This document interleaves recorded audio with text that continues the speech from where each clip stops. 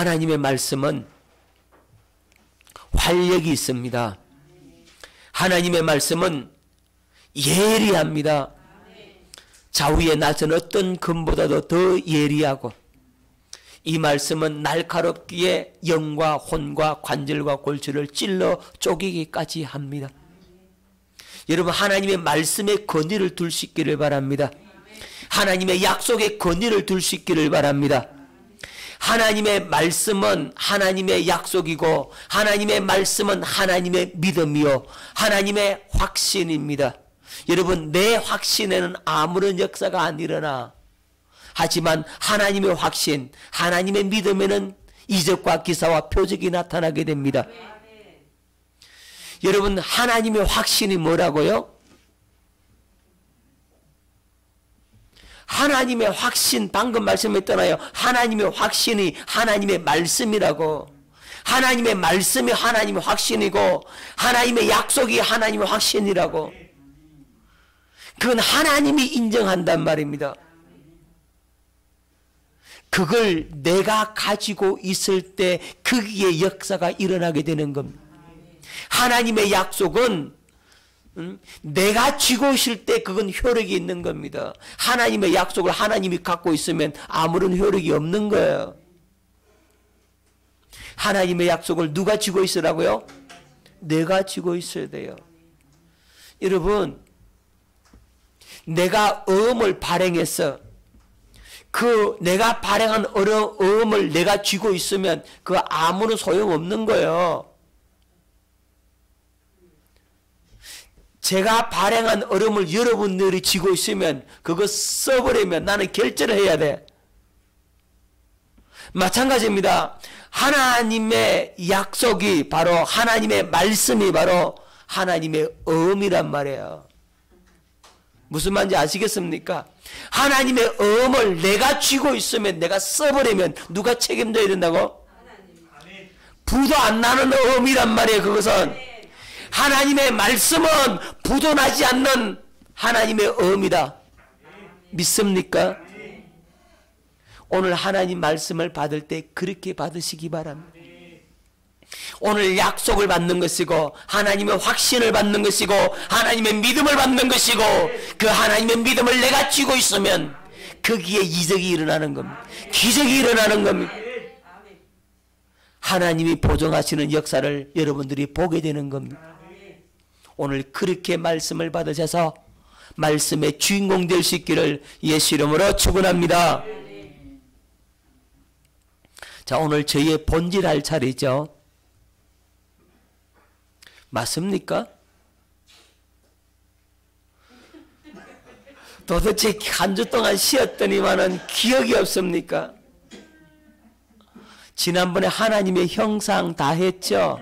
물단지 꿀단지 다 했지요. 만족에 대해서 했지요. 이제 기억납니까? 자, 오늘은 죄의 본질에 대해서 말씀을 나누고자 합니다. 죄의 본질을 알려면 영의 세계를 알아야 돼요. 먼저 영의 세계를 우리가 알아야지만이 죄의 본질을 정확하게 이해할 수가 있는 겁니다. 죄의 본질을 알기 위해서 영적 세계를, 영의 세계를 오늘 드러내려고 하는 겁니다. 영의 세계를 우리가 확실히 깨닫고 있으면 죄의 본질의 부분을 발견하게 되고 마귀와 영적 전쟁에서도 승리할 수가 있게 되는 겁니다. 자, 하나님께서 천지 만물을 창조하기 이전에 먼저 영의 세계를 먼저 창조했어요. 영적 세계를 창조했다 이 말입니다. 보이지 않는 영의 세계를 먼저 창조하시고 그 다음에 보이는 세계를 창조하셨습니다. 자, 골로새서 1장 16절 말씀을 뵙겠습니다.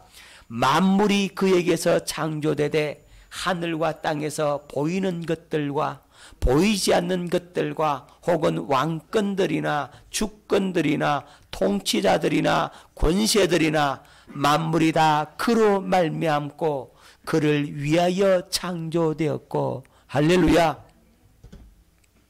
하늘과 땅에서 보이는 것들과 보이지 않는 것들을 누가 만드셨다고요? 하나님이 창조하셨다 그랬죠. 하나님이 그를 위하여 창조됐다라고 말씀을 하고 있는 겁니다. 자, 그래서 하나님께서 보이지 않는 영의 세계를 먼저 만드시고 그 다음에 보이는 물질 세계를 창조하셨는데 이 보이는 세계와 보이지 않는 세계의 상관관계를 먼저 알아야 합니다. 자, 이 보이지 않는 세계에서 뭐가 나오느냐 하면 보이는 세계가 나온 겁니다.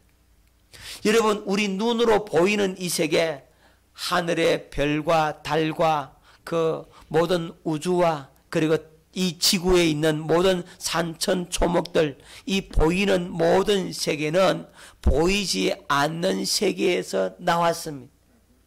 그래서 보이지 않는 세계는 눈에 보이는 세계에 영향력을 행사합니다. 자, 이걸 여러분 정확하게 잘 알고 있어야 합니다. 분명하게 이 말씀을 잘 이해하시면 오늘 영적 세계를 알고 또 마귀와 영적 전쟁에서 승리할 수 있는 분명한 답을 가질 수가 있게 될 것입니다. 자, 보이지 않는 세계는 영원한 세계고 보이는 세계는 잠깐의 세상입니다. 보이지 않는 것은 영원하지만 보이는 것은 잠깐이라 그랬어요. 자, 보이지 않는 세계는 보이지 않는 실체입니다. 보이는 세계는 나타난 현상입니다. 자, 여기서 우리가 중요하게 생각할 것은 바로 이 부분입니다. 실체와 현상의 차이를 여러분 확실히 알아야 합니다. 여러분, 현상과 실제의 차이점을 분명하게 여러분들이 손에 쥐고 있어야 된다고. 그래야 영적 전쟁에서 승리합니다.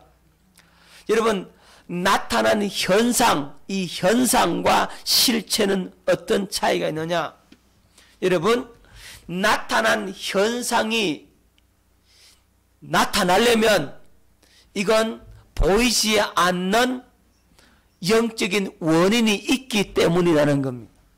그러니까 원인이 있어야 뭐가 있죠? 결과가 있죠. 나타난 현상 그 배후에 보이지 않는 실체가 있다는 거예요. 원인이 되는 실체가 있는 거예요. 우리는 현상만 보는데 현상은 눈에 보이는 그것만 봐요. 그러면 그 실체를 알 수가 없다고. 여러분, 현상만 바라보면 근본 원인을 찾을 수가 없게 된다 이 말이에요. 그래서 현상을 보고서 우리는 뭘 추적할 수 있어야 된다?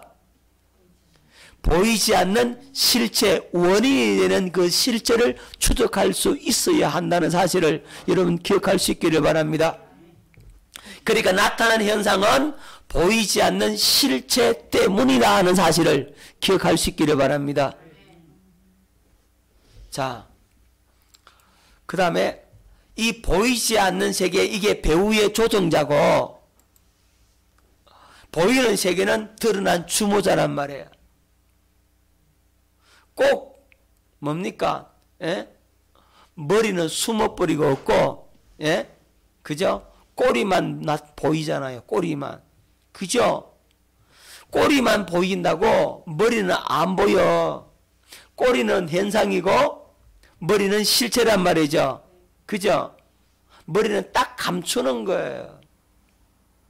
그건 안 보이는 겁니다. 여러분, 정치꾼들요 다 그런 거예요. 응? 그래서 꼬리 자르기 한다 그러잖아요.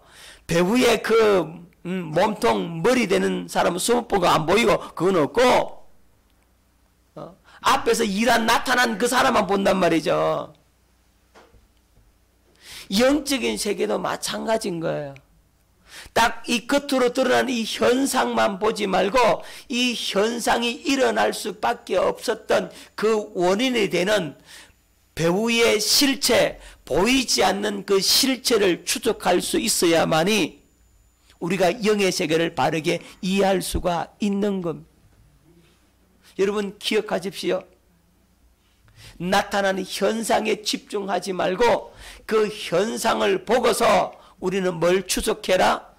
보이지 않는 원인이 되는 그 실체를 우리는 추적할 수 있고 그것을 볼 수 있어야 영적인 세계를 바르게 알 수가 있는 겁니다. 자, 히브리 11장 3절에 보이는 것은 나타난 것으로 말미암아 된 것이 아니니라 그랬어요. 눈에 보이는 것은 나타난 것으로 된 게 아니다. 그 말은 무엇입니까? 보이지 않는 배우의 실체가 있다 이 말이에요. 그렇죠? 여러분들이 사람과 사람과의 관계가 부딪힌다라고 한다면, 무슨 문제가 있다라고 하면 그 문제를 자세히 봐야 돼요. 다각도로 살펴봐야 되겠지만, 다각도로 살펴봐야 되겠지만 그 상대방이 나에게 하는 그 공격의 모습을 보면서 아, 저는 저 사람이 나를 괴롭게 하고 공격하는 것이 아니고 그건 현상이고 저 사람은 나타나는 현상이고 그 사람 배후에 있는 악한 영이 그를 통해서 나를 공격하는 것을 볼 수 있는 눈이 있어야 된다고. 자, 우리 성경적으로 한번 이 부분 한번 살펴보도록 합니다. 가장 정확하게 잘 설명해 주고 있는 것이 바로 이 욥의 모습입니다. 욥이 고난을 당하죠. 자, 여러분 욥이 어떤 사람인지 다 아시죠? 욥은 동방에서 가장 큰 자라고, 동방의 의인이라고 불리는 사람입니다. 그는 엄청나게 큰 부자고, 그는 신실하고 하나님을 경외하며 악에서 떠난 자라고, 우리 하나님이 인정하실 정도로, 하나님이 칭찬할 정도로 그런 사람입니다. 욥의 행사가 어떠했냐면요, 혹시라도 하나님 앞에 죄를 범했을까 봐 수시로 그는 하나님 앞에 속죄제를 드리고 화목제를 드리고 번제를 드리고 그 제사를 통해서 하나님과 가장 가까이 가는 사람이 바로 이 욥이었습니다. 어느 날 욥이 잔치를 한 거예요. 생일 잔치를 했어요. 그러면 자녀들이 다 와서 함께 먹고 마시고 즐거워한다 이 말입니다. 생일날이 딱 끝나면 이 욥이 자신뿐만 아니라 자기의 자녀들 한 사람 한 사람 이름으로 하나님 앞에 속죄 제사를 드립니다. 번제를 드립니다. 욥의 행사가 항상 이러합니다. 철저하게 혹시라도 내 자녀가 죄를 범했을까 봐 그걸 하나님 앞에 제사를 드리고 용서를 받고 하나님과의 관계를 바르게 했던 사람이 누구라고요? 욥이었습니다. 그런데 어느 날 하늘에서 회의가 열립니다. 하나님의 아들들이 있고 하나님이 계시고 천사들이겠죠. 근데 사탄이 헐레벌떡하고 돌아옵니다. 사탄아, 너 어디 돌아다니다가 이제 왔느냐? 예, 땅을 두루두루 돌아다녔습니다. 하나님 말씀하죠. 네가 내 종 욥을 유의하여 보았느냐? 그와 같이 순전하고 악에서 떠난 자가 세상에 없다. 하나님이 욥을 칭찬합니다. 그러니까 이 사탄이 뭐라고 말하냐면, 아이고 하나님요, 하나님께서 욥에게 복을 바리바리 주니까 그가 하나님을 경외하는 것이지, 만약에 욥의 모든 재산을 다 뺏어버리면 욥이 대면하여 하나님을 욕할 것입니다. 이렇게 참소를 해요. 그러니까 하나님 그럼 지겠습니까? 그래? 그럼 알았다. 욥의 소유를 다 네 손에 맡긴다. 하지만 그의 몸에는 손대지 말아라. 자, 보이지 않는 세계에서 이런 일이 벌어졌어.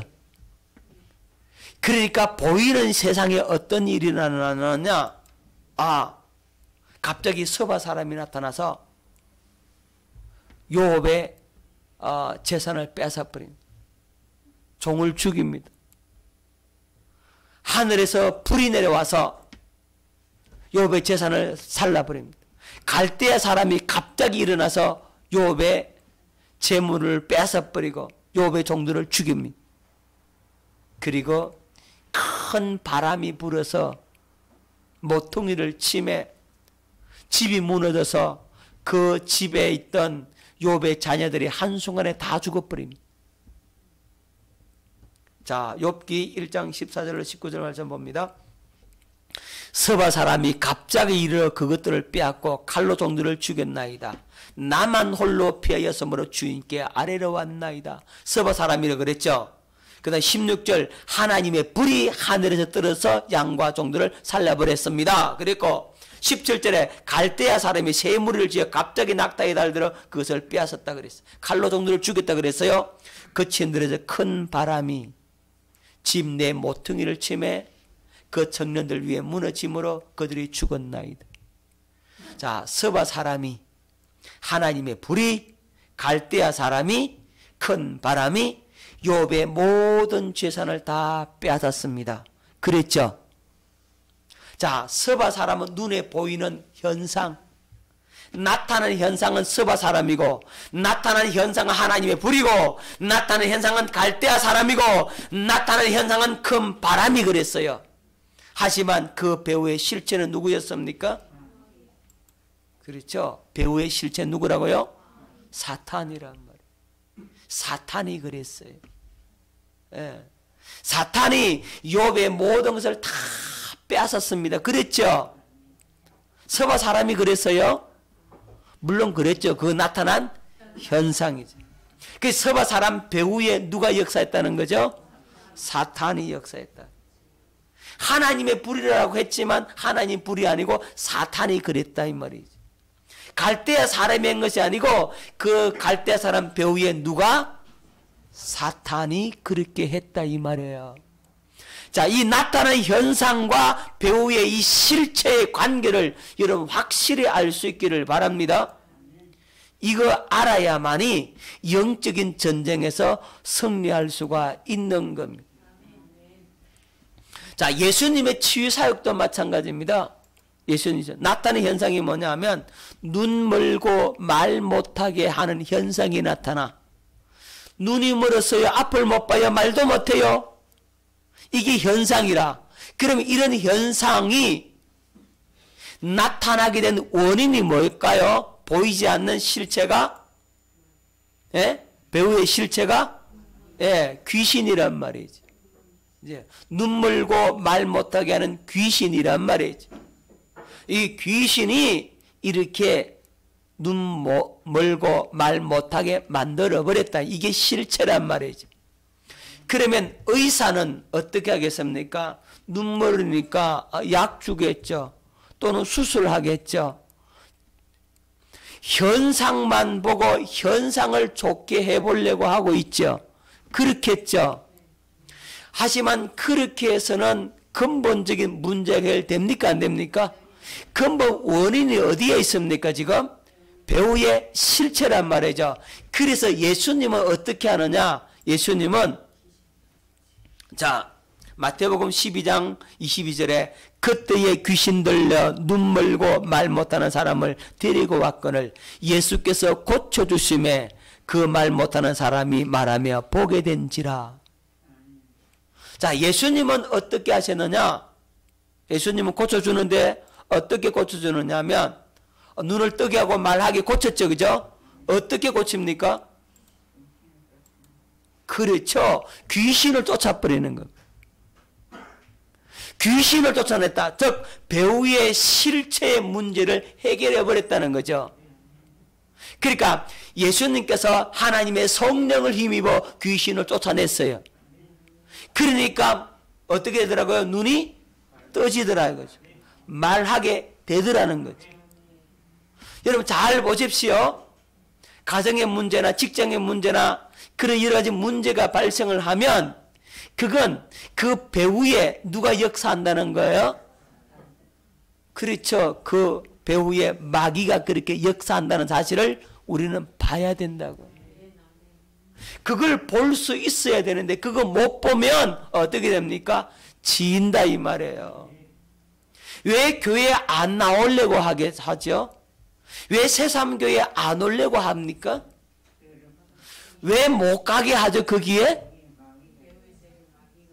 그렇죠. 새삼교회에 가면 복음을 전하니까 그 복음 앞에 귀신은 쫓겨나야 된다고.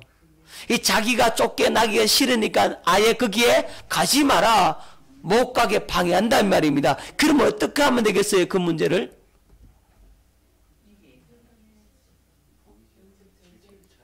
어떻게 해야 되겠어요? 그렇죠. 교회, 새삼교회 가지 못하게 하는 배후의 실체, 그 영을 쳐버려야 되죠. 그 영을 박살내버려야 된다고. 그 영을 잡아버려야 된다고. 그렇죠. 영적 전쟁을 통해서 그 귀신을 쫓아버려야 된다고. 복음의 광채를 가로막는 악의 영을 묶어버리고 그걸 물리쳐버려야 그가 교회에 나온다 이 말입니다. 아시겠습니까? 이 영적 원리를 여러분 확실히 깨달으시기를 바랍니다. 예전에 제가 이 얘기를 한번 드렸죠. 그죠? 저희가 영덕에 있을 때 돈 잃어버린 사건 있죠. 여러분 들었을 겁니다. 또 한번 재방송 해야 되지 뭐 어떡하겠나.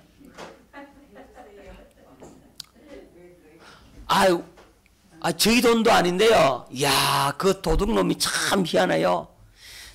딴 데는 다 하나도 안 뒤졌어요. 그 지갑 고구마 딱 열어 고도만 딱 빼가. 이야, 기가 막히더만.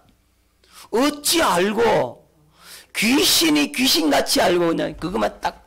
보통 도둑들은 어떡합니까? 집안을 난장판 해놓죠. 그죠? 근데 그러지 않았어요. 딱 그것만 빼간 거예요. 그 우리 돈이 아니에요. 그때 돈이요 50만이 넘는단 말이에요. 우리한테는 커요. 제가 그때 사례비가 70만 원 받았어요. 근데 50만 원이 큰 돈이었어요. 우리한테는.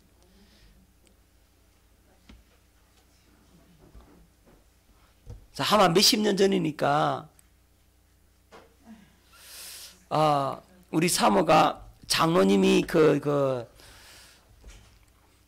저 포도밭에 포도 엽순 딴다고 장로님이 하고 사모님 와서 좀 이거 좀 따주세요. 그러니까 시골이니까 안 따줄 수가 있습니까? 갔다 저는 어디 출타할 버릇 없고 그 집이 비었잖아요.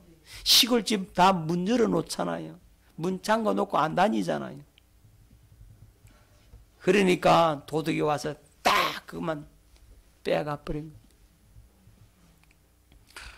거예요. 우리 교회 권사님들은 이제 사모님 큰일 났다. 이 사모 큰일 났다. 이제 목사님 들어오시면 당신은 어떻게 할게 그 큰 돈을 갖다가 잊어먹으냐고 난리 날 거다라고 이제 막 이제 겁에 지르가 벌벌벌 떨고 있고 말도 못하고 있고 내가 탁 와서 뭐라 했겠어요 제가?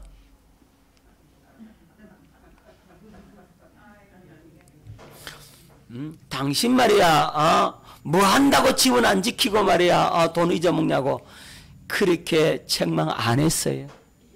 한번 할 낀데 당신 얼마 놀랬냐. 많이 놀랬지. 걱정하지 말라고. 괜찮다고. 그거 돈 찾아오면 된다고.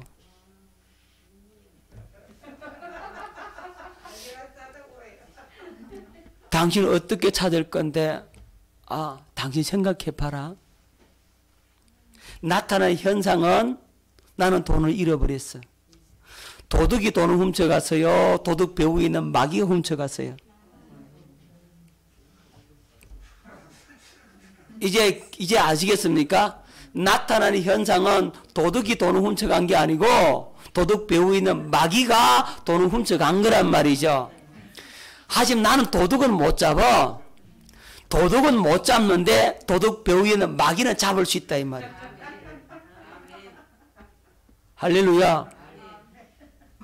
난 도둑은 못 잡지만 도둑 배후에 있는 마귀는 잡을 수 있다 이 말이죠. 영의 세계니까. 그리고는 그날 저녁부터 이제 영적 전쟁을 하는 겁니다. 매일 저녁 기도할 때니까 저녁에 가서 영적 전쟁을 했어요. 그래서 그 배 위에 있는 그 영을 갖다가 잡아본 겁니다. 잡아 족친 겁니다. 완전히 박살 내버렸어요. 너 돈 내놔라. 돈 내놔라 이거지. 잡아갖고 이제 돈 내놔라 그러니까 지가 내놔야지 안 내놓냐? 근데 나는 잃어버린 만큼만 받으면 나는 손해야. 그동안 영적 전쟁 시간 투자했고 그죠? 노력도 했는데 그죠? 그만큼 받으면 손해야. 그래서 몇 값주로 내놔라 했어요. 그랬더니 한 달 딱 됐는데요. 도둑이 잡혔어. 할렐루야. 도둑의 아버지가 와서 그 돈을 우리한테 갖다 주는 거예요. 자, 그런데 그 일로 통해서 3배의 금액이 왔어요. 그럼 얼마 온 거예요? 150만 원이 온 거죠. 나는 50만 원 잃어버렸는데 150만 원을 받았어요. 할렐루야. 영적 전쟁의 결과입니다. 배 위의 실체를 박살내란 말이죠. 이게 생생한 영의 세계입니다. 그래서 보이는 세계와 보이지 않는 세계의 관계를 알고 나타나는 현상과 배우의 실체를 알면 이런 일들이 일어난다 이 말이에요. 보통 일반적으로 도둑 맞았으면 재수 없어서 그런갑다 하고 끝이라. 찾을 생각도 해야 안 해요? 안 합니다. 그냥 지나갑니다. 하지만 저는 그럴 수가 없었어요. 제 돈도 아니에요 그거. 남의 돈이에요. 사례비 70만 원 받는데 여러분 50만 원 현금을 갖다가 이 지갑 속에 넣은 리가 있습니까? 쓰기 바쁘지. 그런데 하나님께서 그 일로 통해서 이런 경로 저런 경로로 해가지고 딱 그렇게 150만 원이 채워지더라고요.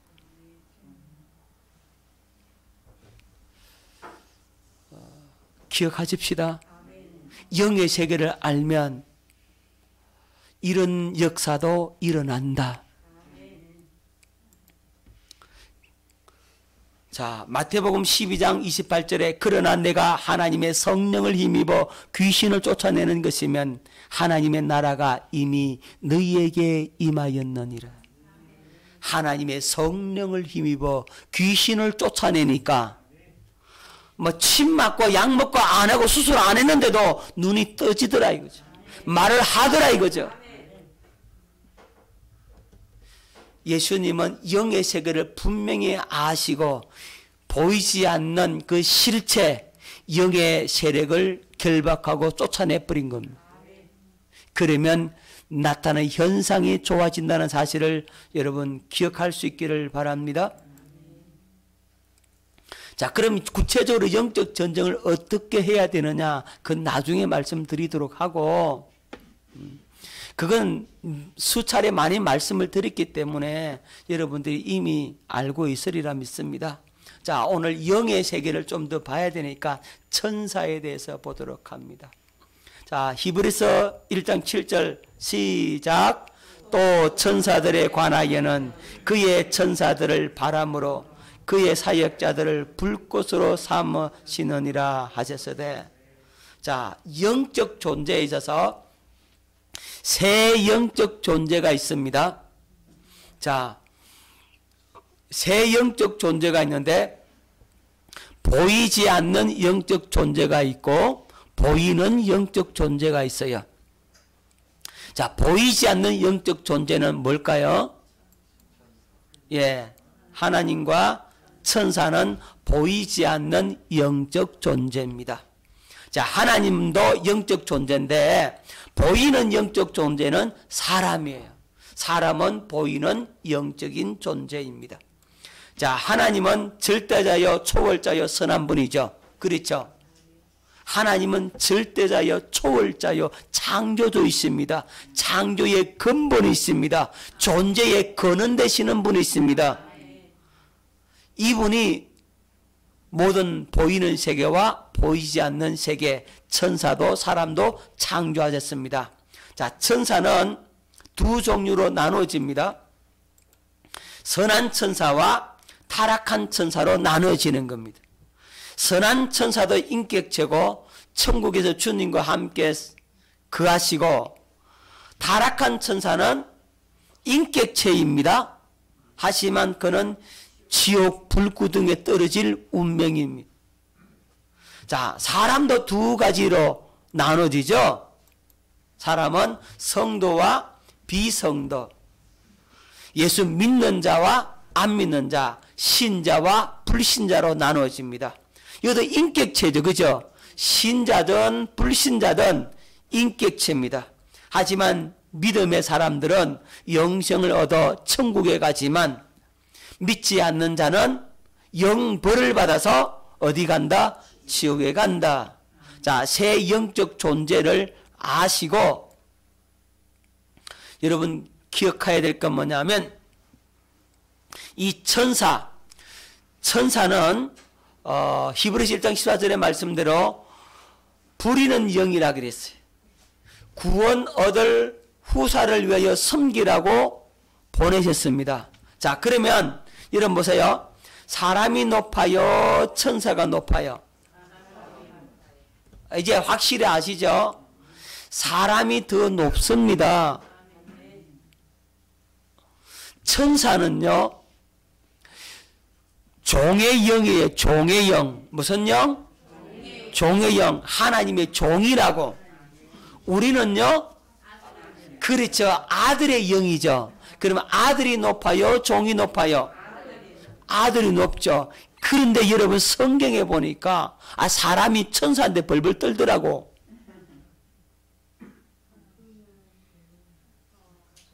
그럼 왜 그럴까요? 예. 우리가 이 땅에 살 동안에는, 육신을 갖고 있을 동안에는, 예? 하나님의 사자로 온 천사들은 우리가 그 권위에 순복해야 됩니다. 자, 하나님의 사자로 천사가 나타나요. 여러분, 모세에게 나타난, 떨기나무 불꽃 가운데 나타난 그 천사는 여호와의 사자예요. 그러니까 하나님의 정권 대사로 왔기 때문에 그 앞에 무릎을 꿇는 겁니다. 성경에 나타난 그 천사들은 여호와의 사자로 나타날 때는 사람들이 벌벌벌 떨고 그 앞에 무릎을 꿇어요. 하지만 신약 시대 하나님께서 천사들을 보내줍니다. 누구한테 보내줘요? 우리한테, 믿는 우리한테 천사를 보내줍니다. 그 천사가 어떻게 한다고요? 우리를 섬긴다고요. 부리는 영이라 그랬어요. 종의 영이란 말이에요. 그래서 그 천사를 우리에게 붙여줘서 우리가 예수 이름으로 사역할 때, 주님의 마음으로 사역할 때 누가 움직인다고요? 천사가 움직임으로 사역이 이루어지는 겁니다. 제가 아까 영적 전쟁에서 그 배후에 있는 그 영, 도둑 배후의 영을 잡을 수 있다 그랬는데, 그 제가 잡은 거예요? 예수 이름으로 명령할 때 누가 움직임으로? 그렇죠. 천사가 움직임으로 그를 잡죠. 그러니까 하나님께서 우리에게 예수 이름을 사용할 수 있는 권세와 능력을 우리에게 부어줬다 이 말이죠. 그러니까 우리는 그것을 가지고 마귀의 세력을 밟아버리고, 뱀과 청가를 밟아버리고, 원수의 모든 능력을 제어하고, 귀신을 쫓아내고, 각종 병든 자를 고치고, 하나님의 영광을 나타내는 그 능력을 행할 수가 있게 되는 겁니다. 누구의 이름으로? 예수 이름으로. 할렐루야. 그분의 이름을 가졌으니까, 그분의 마음을 가졌으니까, 그분의 권세와 능력을 가졌으니까, 그 예수 이름의 권세가 누구 거라고요? 우리 거란 말이죠. 그죠? 그래서 우리가 예수 이름의 권세를 사용할 때 누가 움직이더라? 천사가 움직이더라. 그래서 이 보이지 않는 그 어둠의 세력을 장악할 수가 있게 되는 겁니다. 저와 여러분들이 이걸 확실히 가지고 있을 수 있기를 바랍니다. 이 믿음을 가지세요. 이렇게 이야기하면 여러분들 그 목사님이나 기도를 많이 하고 기도 많이 하는 권사님이나 기도 많이 하는 장로님이나 그런 능력이 있지, 그런 권세가 있지, 우리는 없어요. 우리는 겁이 나서 못해요. 이런 사람들이 있어. 여러분, 그건 마귀한테 속는 겁니다. 여러분이 하나님의 자녀로 거듭 태어났다면 누구든지 다 갖고 있어. 누구든지 다 쥐고 있다고. 여러분들이 복음을 알고 하나님과 언약을 맺었고 새 언약을 맺었고 하나님의 생명으로 거듭 태어났다면 그런 능력과 권세는 다 갖고 있어요. 그런데 청함을 받은 사람도 은사적으로 그렇게 사역하는 분도 있어요. 하지만 청함을 받은 사람 중에는 아직 거듭나지 못한 사람들 중에는 그걸 쓰지 못하는 사람도 있어요. 당한다 이 말이에요. 그래서 그런 거예요. 여러분이 하나님의 생명으로 거듭 태어나서 하나님의 자녀가 되었다면 귀신은 여러분 앞에서 발발발 떱니다. 믿을 수 있기를 바랍니다. 절대적 확신을 가질 수 있기를 바랍니다. 그래서 강하고 담대할 수 있기를 바랍니다. 여러분들도 누굴 쫓아낼 수 있다? 귀신 쫓아낼 수 있습니까? 없습니까? 확실히 있습니까? 예, 귀신 들린 사람 데리고 올 테니까 여러분들이 사역하세요. 나는 뒷짐지고 있을 테니까. 아멘? 할 수 있습니다. 한번 진짜 해내나 보자.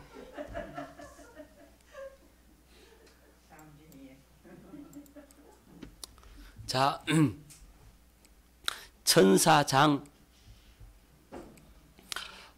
천사에 대해서 오늘 말씀을 좀 더 봐야 되는데, 세 천사장이 있다고 성경은 말하고 있어요. 그런데 저 가톨릭에는 이 천사장이 많아요. 가톨릭에는 굉장히 천사장을 많이 이름을 언급하고 있는데 라파엘도 있고 그죠? 그렇다고 하는데 우리는 세 천사만 인정을 하고 말하고 있습니다. 왜냐하면 성경에 세 천사장만 얘기하고 있기 때문에 그렇습니다. 그 외에도 여러분 거룩 천사도 있고 서랍 천사도 있고 또 별별 천사들이 있지만 이름을 언급하면서 이렇게 얘기하고 있는 세 천사장은 세 명 그래야 됩니까? 세 천사밖에 없습니다. 자, 첫 번째 가브리엘 천사장. 천사장입니다. 우두머리입니다. 천사의 가장 우두머리 가브리엘 천사장. 자, 이 가브리엘은 하나님의 메신저입니다. 그러니까 하나님의 소식을 전달하는 장관. 그게 바로 가브리엘 천사입니다. 누가복음 1장 19절에 천사가 대답하여 이르되 나는 하나님 앞에 서 있는 가브리엘이라 이 좋은 소식을 전하여 네게 말하라고 보내심을 받았노라. 자, 이 가브리엘이 누구에게도 나타나냐면 마리아에게 나타나잖아요. 그죠? 천사장이에요. 그러니까 예수 탄생 예고를 이 가브리엘 천사장이 해주는 거예요.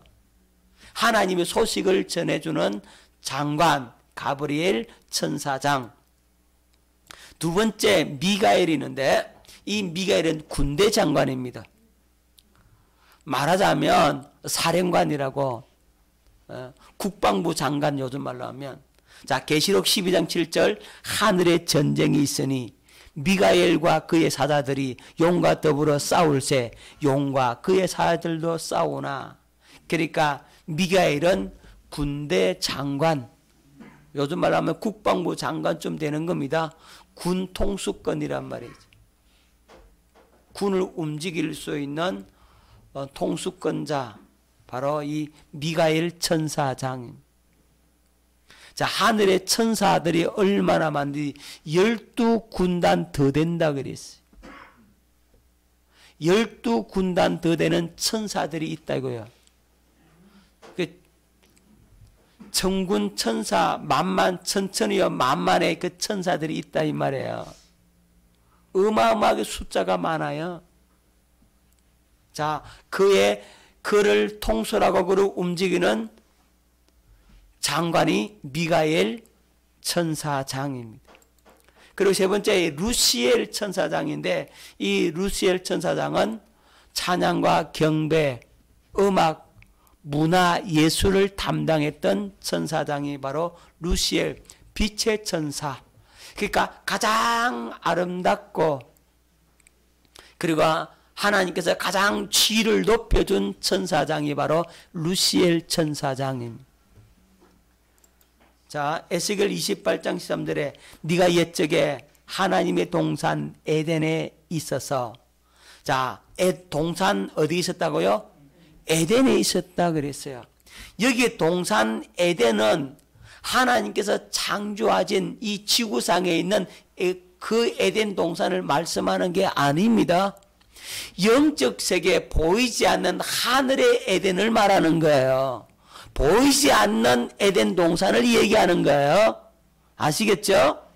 각종 보석과 홍보석과 황보석과 금강석과 황옥과 홍만호와 낭옥과 청보석과 남보석과 홍옥과 황금으로 단장하였으며. 자, 보석이 몇 개죠? 홍보석, 황보석, 금강석, 황옥, 홍만호, 낭옥, 청보석, 남보석, 홍옥, 황금, 몇 가지 보석이요? 예, 10가지 보석으로 단장을 해서 얼마나 아름다웠겠어요. 그죠? 그리고 그 손에 뭐가 들려 있습니까? 소고와 비파가 준비되었도다. 악기죠. 그렇게 아름다운 모습으로 단장을 해서 10가지 보석으로 단장해서 하나님을 찬양하고 경배하고 영광을 돌리는 천사장이 바로 루시엘 천사장이었다 이 말입니다. 홍보석과 황보석과 금강석과 황옥과 홍만호 이런 게 잘 우리 피부에 안 와닿는 것 같아. 자, 이걸 좀 여러분 피부에 와닿게 좀 번역을 좀 이렇게 하고 싶어요. 에메랄드, 사파이아, 루비, 다이아몬드, 황금, 자수정, 이런 것으로 등등 단장에 좀 피부에 와닿습니까? 그렇게 아름답게 치장을 했다고. 찬양단들이 다 아름다운 옷을 입고 다 하나님 앞에 찬양하는 거, 그거 하나님 기뻐하신다고. 성가대, 그래서 가운은 있죠, 그죠? 거룩한 옷을 입혀서 찬양하잖아요. 그런 의미가 있는 거예요. 자, 이 루시엘 천사장이 타락을 하게 됩니다. 자, 그래서 루시퍼가 되는 겁니다. 퍼라고 하는 단어는 반역자, 대적자 그런 뜻입니다. 퍼. 퍼 그잖아요. 그죠? 대적하다, 반역하다 그런 뜻을 갖고 있는데, 그래서 루시라는 말은 빛의 천사란 말이에요. 빛나다는 의미를 갖고 있어요. 그러니까 루시엘은 빛의 천사. 엘은 뭐냐면 엘은 하나님이라는 거거든요. 영이라는 거, 영, 하나님이라고 하는 엘이 바로 하나님. 그러니까 루시엘이라는 것은 빛나는 하나님 이런 뜻이죠. 빛나는 영이다 이 말이죠. 빛의 천사다 이 말이죠. 찬양과 경배를 담당했던, 그래서 문화와 예술 음악 이쪽을 담당했던 이 루시엘 천사장이 교만해가지고 하나님을 대적하고 반역하죠. 그래서 이 엘이 떨어지고 대적했으니까 퍼가 뭘까? 루시퍼라고 되어 있는 겁니다. 자, 이사야 14장 12절로 15절. 너 아침의 아들 계명성이여 어찌 그리 하늘에서 떨어졌으며 너 열국을 엎은 자여 어찌 그리 땅에 찍혔는고. 네가 네 마음에 이르기를 내가 하늘에 올라 어디 올라? 하늘에 올라 하나님의 뭇불 위에 나의 보좌를 높이리라. 내가 북극 지폐 산 위에 자정하리라. 가장 높은 구름에 올라 지극히 높은 자와 비기리라 하도다. 그러나 이제 네가 엄부 곧 구덩이 맨 밑에 빠치우리로다. 너 아침의 아들 계명성이 할 때 여기 계명성이라는 단어가 킴 제임스 번역을 보면 루시퍼라고 되어 있어요. 너 아침의 아들 루시퍼여 이렇게 되어 있는 겁니다. 루시퍼가 어찌 그리 하늘에서 떨어졌으면 하늘에서 떨어졌대요. 너 열국을 엎은 자여 어찌 그리 땅에 찍혔는고. 땅에 찍혀버렸다 그랬어요.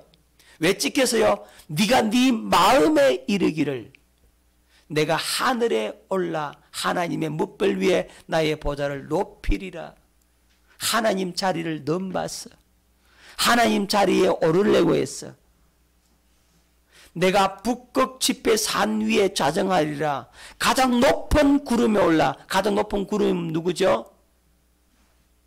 지극히 높은 자. 지극히 높은 자가 누구죠? 그렇죠. 하나님과 비기겠다 그랬어요. 하나님 자리에 자기가 오르겠다. 나도 하나님 되겠다 이 말이잖아요. 피조물인 지가 창조주 자리를 넘봤어요. 그러니까 하나님께서 요놈 괘씸한 놈 해서 쫓아내버렸어요. 그래서 이 루시퍼가 떨어지면 하늘에서 쫓겨나면서 자기 부하, 자기 쫄개들, 자기 밑에 있는 천사들까지 다 같이 쫓겨내려온 겁니다. 그래서 이 루시퍼가 바로 사탄이 된 거예요. 사탄. 그리고 우리 인간편에서 볼 때는 마귀, 옛뱀, 큰 용 그렇게 불리는 겁니다. 큰 용, 옛뱀, 사탄이라고 불리는 겁니다. 마귀라고도 불리는 겁니다. 자, 사람이 부를 때는 마귀라는 단어를 쓰고 하나님 입장에서 볼 때는 사탄이라는 단어를 쓰는 겁니다. 자, 사탄이라고 하는 의미는 여러분 대적자, 반역자 이런 의미가 있고 마귀라고 불릴 때는 디아블로스 해가지고 디아블로스 나누어 죽이다, 이간시켜 죽이다 그런 의미가 있어요. 나누는 자, 이간시키는 자, 관계를 갖다가 완전히 끊어지게 만드는 자, 하나님과 우리 사이의 관계를 끊으려고 하는 자, 하나님과 우리 사이를 이간시키는 자, 그래서 죽이는 자, 그걸 가리켜서 마귀, 디아블로스라고 하는 겁니다. 이 루시퍼가 그래서 뭐가 되는 거죠? 마귀가 된 거죠. 이 마귀는 할 때, 디아블로스 할 때 이때는 단수를 쓰면 단수. 그리고 귀신을 할 때는 복수를 써요. 복수. 귀신들. 그러니까 이 마귀의 이 쫄개들이 바로 귀신이라고 보는 거예요. 전통적으로 그렇게 보는데 여기에 대해서는 뭐 여러 가지 설들이 많이 있어요. 어떤 사람은 불신자 사후의 세계가 바로 귀신이다 이렇게 주장하는 사람들도 있어요. 자, 그렇게 주장하는 사람도 있는데 제가 성경을 이렇게 아무리 눈을 닦고 살펴보고 봐도 불신자 사후의 세계가 귀신이라고 하는 것은 조금 받아들이기 저는 어려워요. 저는 귀신을 타락한 천사의 쫄개들이다. 저는 그렇게 봅니다. 이게 정통적인 개념이니까 만약에 불신자 사후의 세계가 귀신이 된다 그러면 그것 때문에 우상 숭배가 얼마나 조장이 되는지 몰라요. 그래서 어떻게 우상 숭배를 하느냐 하면 요즘 연세 많고 힘없는 노인들 자식들이 잘 안 돌봐. 아이고 저 영감탱이 빨리 안 죽나. 그런다니까요. 살아있을 때는 막 구박하고 불효를 저지르고 그러다가 잘 못 모시고 그러다가 돌아가시고 나면 그때는 재산은 아주 거대하게 지냅니다. 왜 그런지 아십니까? 살아있을 때는 부모가 자식들에게 뭐라 안 그래. 오히려 자식이 잘못될까봐 안절부절하는 것이 부모님 마음이거든. 그런데 살아있을 때는 막 자식들이 불효를 저지르면서 구박을 하다가 돌아가시고 나면 상다리가 부러지도록 제사를 지냅니다. 왜? 죽으면 귀신이 된다고 하니까. 그래가지고 귀신이 된다고 하니까 어떻게 합니까? 죽으면 그 다음부터는 죽은 부모가 아주 능력자가 되는 겁니다. 강력한 카리스마를 가진 권능자가 되는 겁니다. 그게 이제 후손에 들어가면은 암도 걸리게 만들고 사고나게 만들고 이제 눈물게도 만들고 막 그렇게 해코지 한다고. 그래서 해코지 하지 말라고 뭘 거대하게 지낸다? 고사는 엄청나게. 그러니까 불신자 사후의 세계가 귀신을 하기 때문에 우상 숭배를 조장하는 거예요.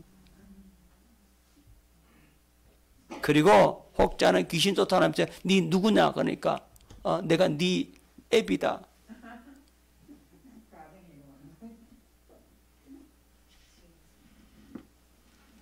여러분 불신자 사후가 귀신이 된다면 그 귀신이 자기 후손에게 해코지 하겠어요?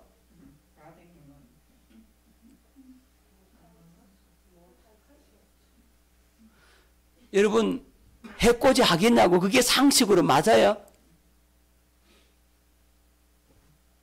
자, 또 여러분 부자와 나사로 비유해서 보니까 그 부자는 죽어서 음부로 가더라고. 근데 그 음부에 간 그 부자가 뭐라고 하고 있습니까? 아버지 아브라함이요. 아버지 아브라함이요. 저 아직 죽지 않는 저 땅에 내 형제가 있는데 그들에게 복음을 전해서 그들이 여기 오지 않도록 좀 해주세요.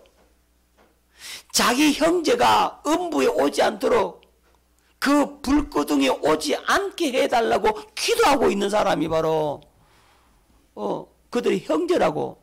그죠? 그게 부자란 말이에요. 그런데 어찌 아버지가 돼가지고 자기 새끼들한테 들어가고 할아버지가 돼가 자기 새끼들 속에 들어가가지고 죽이고 멸망시키고 못된 짓 하고 아프게 하고 힘들게 하겠냐고. 불신자 사후의 세계가 귀신이라고 하면 그런 결과를 가져오거든. 네 누구냐? 그러니까 나 누구 몇 대 할아버지다, 할머니다 그러잖아요. 그 왜 그런 결과를 가져오느냐 하면 이 사탄 귀신의 마귀의 쫄개들은 문화 예술 음악을 담당했다 그랬어요. 그러니까 문화를 조정하는 겁니다. 그런 문화 풍습을 조장해서 그걸 조정하기 때문에 그 영향을 그대로 이용해 먹는 거예요. 그러니까 불신자 사후에 그 귀신이라고 하는 사람들은 뭐 축사를 해보니까 그렇다라고 하는데 더 깊이 보면 불신자 옆에 누가 따라다녀요? 마귀의 쫄개들이 따라다니겠죠. 그죠? 귀신들이 같이 붙어 있다 이 말입니다. 그러니까 그 붙어 있는 그 귀신이 누구 행세를 하는 거예요? 아버지 부모 행세를 하는 거예요. 모든 사정을 다 아니까 그렇게 해서 내 누구다라고 얘기하는 거예요. 예수 믿다가 죽은 사람인데 이름 된다는 거예요. 예수 믿다가 죽었는데. 자, 그러니까 뭐 그 외에도 할 말은 많겠습니다만 여기까지만 하겠습니다. 이 부분 나중에 영적 전쟁을 다룬다든지 아마 그런 걸 공부할 때 아마 좀 더 깊이 다루기도 하고 시간도 좀 많이 가버리는데 어쨌든 저는 그렇게 주장을 합니다. 성경을 이렇게 보니까 불신자 사후의 세계가 귀신이 아니라 타락한 천사의 쫄개들이 귀신이다 라고 하는 것이 성경적이다 라고 말씀을 드릴 수가 있습니다. 그 근거들은 나중에 또 말씀을 드리겠습니다. 다 있어요. 성경에 다 그런 걸 뒷받침하는 성경 구절들이 다 있더라고요. 어쨌든 여러분 그렇게 기억하시고 이 루시퍼가 타락해서 뭐가 되다? 사탄이 됐다, 마귀가 됐다는 사실을 기억할 수 있기를 바랍니다.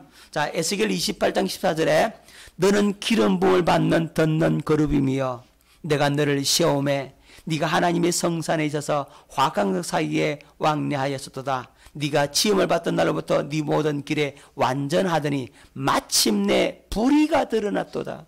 불의가 드러났어요. 기름 부음을 받는 덮는 그룹이라 그랬어요. 여러분 그룹 천사가 최고 계층의 천사예요. 케루빔이라 케루빔. 자, 말 나왔으니까 케루빔에 대해서 좀 알아봅시다. 그룹이란 말이 케루빔이라는 말인데 케루빔이 뭐냐 하면 여러분 이집트 가보셨어요? 아무도 간 적 없죠? 집사님 가보셨어요?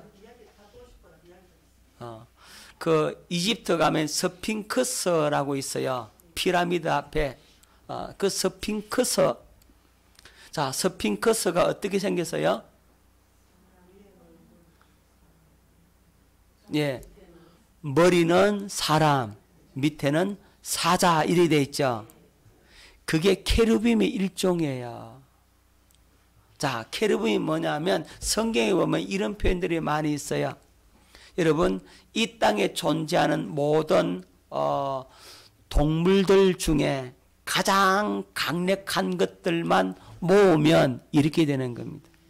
가장 발달된 게 사람의 지혜죠. 그죠? 사람의 지혜.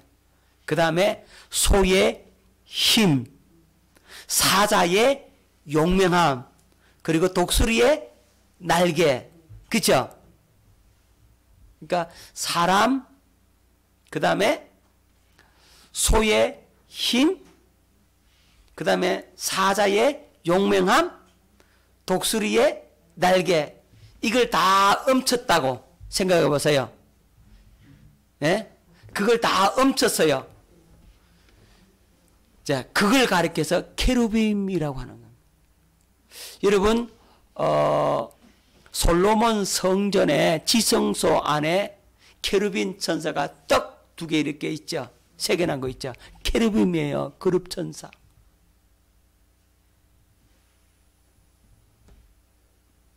자, 그게 케루빔이라고. 근데 그 케루빔은 하나님의 지성소를 이렇게 지키고 보좌하고 있잖아요. 최고 계층의 천사예요. 덮는 그룹이래. 기름 부음을 받은 덮는 그룹. 자, 이 천사가 루시엘이었는데 이게 타락을 해서 사탄이 되고 마귀가 된 건 마침내 불의가 드러났다라고 말씀을 하고 있는 겁니다. 자, 그럼 죄의 출발은 어디서부터 나오냐? 바로 이 루시프에서부터 출발하는 겁니다. 죄의 근본 출발이 어디서 나온다고요? 죄의 본질이 어디서 나온다고요? 대답 하세요 빨리. 이 루시퍼의 타락을 통해서 죄가 튀어나오죠. 지가 뭐 되려고 합니까? 하나님 되려고 하죠. 하나님 자리에 오르려고 하죠. 피조물인 지가 하나님 되려고 하는 것이 죄의 근본의 본질인 거예요. 여기서부터 죄가 나온다고, 죄가 출발한다고. 그래서 죄는 사탄적인 죄가 되는 겁니다. 그래서 죄를 범하면 누구의 종이 되는 거예요? 마귀의 종이 되는 거예요. 사탄의 종이 된다 이 말이에요. 기억하십시다. 자, 그래서 사탄이라고 불려지는데, 자, 베드로후서 2장 4절, 하나님이 범죄한 천사들을 용서치 아니하시고 지옥에 던져 어두운 구덩이에 두어 심판 때까지 지키게 하셨으며, 유다서 1장 6절, 또 자기 주의를 지키지 아니하고 자기 처소를 떠난 천사들을 그날의 심판까지 영원한 결박으로 흑암에 가두셨으며, 영원한 결박으로 어디에 가뒀다? 흑암에 가다놨다. 흑암에 갇힌 존재가 바로 이 누구라고요? 사탄이다. 우리 사람 별들은 마귀다. 이 음부 흑암이 결국 후에 뭐가 됩니까? 지옥이 될 거란 말이죠. 자, 그래서 불구덩이에 떨어지게 되는 겁니다. 그리고 어디에 빠지느냐 하면 무주갱에 빠질 운명입니다. 자, 그럼 흑암이 어디인가? 요건 다음 시간에 하도록 하겠습니다. 시간이 너무 많이 갔어. 자, 오늘 죄의 본질 부분, 영의 세계를 말씀드리는데, 어떻게 죄가 나왔는지, 사탄이 어떻게 해서 나오게 됐는지, 그리고 우리가 이 나타나는 현상과 보이지 않는 실체의 관계에 대해서 말씀을 드렸습니다. 이 관계를 아시고 오늘 영적 전쟁에 돌입하면 우리는 승리할 수가 있는 겁니다. 자, 죄가 어디서부터 나왔다고요? 자, 정리하자면 이렇습니다. 그럼 영적 전쟁을 어떻게 하느냐? 간단히 말씀을 드리자면, 영적 전쟁 하려면 먼저 죄를 해결해야 됩니다. 뭘 해결해야 된다고요? 예, 죄의 문제를 해결해야 된다고. 그래서 영적 전쟁의 출발은 회개부터 시작하는 겁니다. 내가 죄를 회개하고 상대방이 지은 죄를 회개하고 내 죄도 회개하고 상대방이 지은 죄를 내가 중보적으로 회개하고, 할렐루야. 그리고 그 사람을 위해서 내가 중보적으로 기도해 주는 겁니다. 무슨 얘기냐면, 내 죄도 회개했지만 그 사람의 죄를 내가 끌어안고 대신 회개해 주는 겁니다. 그 사람의 허물과 죄를 내가 대신 끌어안고 회개하고, 그리고 그를 용서해 주고 축복해 주고, 하나님 그 사람의 죄를 용서해 달라고, 나도 그 사람을 용서하니까 주님도 그를 용서해 달라고. 그렇게 하고 난 이후에, 그러면 법적 권한이 내게 넘겨오니까 예수 이름의 권세로 그 배후에 있는 영을 쳐버리면 어둠은 무너지게 되는 겁니다. 제가 도둑의 배후의 영을 잡을 때도 그렇게 해서 그 어둠의 세력을 몰아내고 그걸 장악했을 때 도둑이 잡히게 됐습니다. 할렐루야. 여러분들이 그렇게 할 수 있기를 바랍니다. 가정의 문제, 자녀의 문제, 여러 가지 그 문제 배후에 있는 그 영을 쳐야 됩니다. 그 영을 치고 영적 전쟁에 돌입하면은 저와 여러분들이 승리를 거두게 될 것입니다. 할렐루야. 우리 오늘은 우리 영적 전쟁을 한번 쳐보십시다. 자, 기도하겠습니다.